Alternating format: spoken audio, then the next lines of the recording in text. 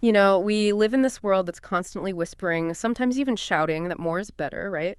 But why do so many of us, even when we hit those big milestones, still feel this kind of unspoken emptiness? Maybe you felt it too.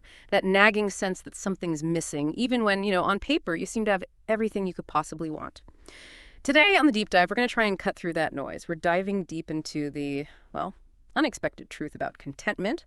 Our mission here is to look at insights from a whole range of sources: psychology, personal transformation stories, economic ideas, even ancient wisdom. We want to figure out why chasing more often leaves us feeling less fulfilled, and maybe, just maybe, how to find that true feeling of enough from within. It really is a huge paradox, isn't it? This belief we all seem to have deep down that piling up more money or more stuff or more status, that will somehow bring lasting happiness. But the sources we looked at, they consistently point to something else. They say the most dangerous thing is to want more.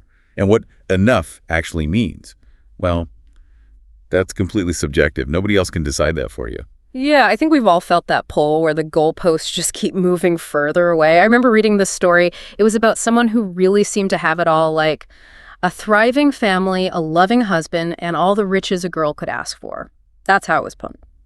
But even with all that, she still felt this big gaping hole inside her. It wasn't about lacking time or money, she had plenty of both, but real contentment, still out of reach. So what's the trap here? Psychologically, I mean. Why does that feeling stick around even when things look great on the outside? Well, what's really fascinating, psychologically speaking, is this thing called hedonic adaptation. Some people call it the arrival fallacy. You know, that initial buzz you get from a new purchase? Or maybe a big achievement, like getting a promotion. Oh, yeah, definitely. It feels amazing, right? But it's also incredibly fleeting. Our brains, they adapt really quickly to that new baseline. And then what happens? You start wanting something else. Exactly. The thirst for more returns, as one source put it. And that just keeps this relentless cycle going, consuming, acquiring, feeling empty, wanting more. It's like being on a treadmill you can't get off. And it gets fueled heavily by constantly comparing ourselves to others, looking at what they have. Right, the social media effect. Precisely. And that fear of missing out, FOMO, it just ramps up the anxiety and really chips away at any kind of mental peace. Okay, so if piling up external more is a dead end, how do we actually shift gears? How do we start cultivating that feeling of enough on the inside? What do the sources suggest? Well, one interesting figure that comes up is Michael J. Klein. He's sometimes called the enoughness guy. Yeah. His whole focus is helping people tap into their inherent value. And his own story is pretty powerful. He went on this incredibly challenging trek, the El Camino de Costa Rica. It's 174 miles across all sorts of terrain. Wow, 174 miles. Yeah, it sounds intense. But for him, it wasn't just a physical hike. It became this deep metaphor for his own journey towards feeling enough. And out of that came this really practical mantra he uses. Just take things 1 inch at a time. 1 inch at a time. I like that. It's about making progress, right? Yeah. Small, consistent steps instead of getting totally overwhelmed by the sheer size of the challenge ahead, whether that's a literal mountain or an emotional one. That sounds much more manageable, less daunting. And you mentioned he does work around stuck trauma, using something called RIM. That's right, regenerating images in memory, or RIM. It's a technique he uses, and it's a core part of his approach. The idea is that releasing those old, stuck emotions is absolutely crucial because past traumas, and we're talking big T's traumas, but also smaller accumulated stresses, they can really profoundly shape how we act and feel today. If you don't deal with them, they can seriously block your personal growth. And importantly, that fundamental feeling of being worthy, of being enough, is like, trying to build a solid house on shaky ground. It just won't hold up. Makes sense. You have to clear the foundation first. Exactly. And building on that, another key part of his philosophy is using joy as a guide, like a compass, basically. Following what brings you genuine joy can lead you on your path to enoughness. He has this really encouraging way of putting it, too. He says, essentially, you don't have to feel enough today. You can know intellectually that you're enough, and you may or may not believe that. Let's just start where we are and move at our own pace. Oh, that takes the pressure off, doesn't it? It really does. It allows you to just start where you are without judgment and take those small steps inward. Progress, not instant perfection. I think that's a huge relief for a lot of people listening. Okay, so we've talked about the inner work, the psychological shifts. Let's pivot to the practical side. breaking free from materialism, it doesn't mean you have to, like, live in poverty or renounce everything. All right. Right. Oh, absolutely not. That's Yeah. a common misconception. So what does finding enough look like in our day-to-day lives, our habits, our choices? Well, minimalism comes up a lot, but it's presented as much more than just, decluttering your closet, though, that can be part of it. The real magic, according to our sources, happens after you let go. It's about untethering yourself from this constant focus on material success. It's about intentionally making space, physical space, mental space, calendar space, for what actually matters most to you. It's a shift in your core priorities. And the benefits seem pretty concrete. The sources list quite a few, financially, for example. Right. You spend less impulsively, your household costs go down, maybe you reduce debt. Which frees up money for things that actually last, like saving for the future or investing in experiences over just stuff. Exactly. And then there's personal well-being. People report better health. Maybe they focus more on good food, exercise, sleep, because they're less stressed about acquiring things. Mm-hmm. And relationships, too. Yeah, prioritizing those key connections instead of chasing what one source called consumerist trophies.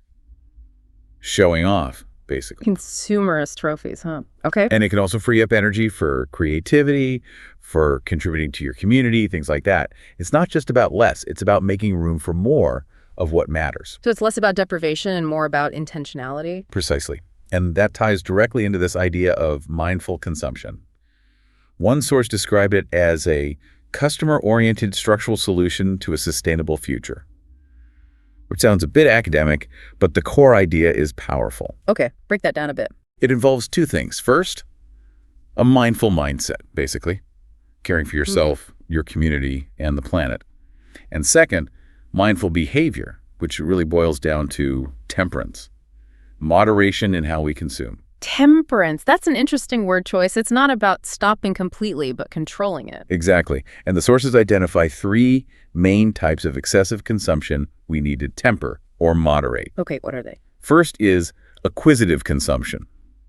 This is just having way more stuff than you actually need or use. It leads to clutter, overwhelm, that feeling of drowning in possessions. Yeah, the overflowing spare room, the junk drawer. That's the one. Then there's repetitive consumption.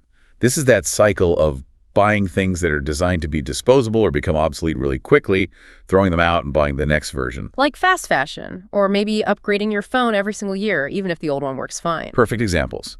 And third, there's aspirational consumption. This is basically conspicuous consumption, showing off, where luxury goes mainstream, as they play. Oh, the status symbols. Right? Buying expensive things or having lavish experiences, mainly to project an image, to keep up, to demonstrate status. The fancy car you can't really afford, the trip planned purely for the photos, that kind of thing. Got it. So acquisitive, repetitive, and aspirational consumption. And looking at the bigger picture, it's really clear that this kind of overconsumption by a few prosperous ones has far-reaching social costs.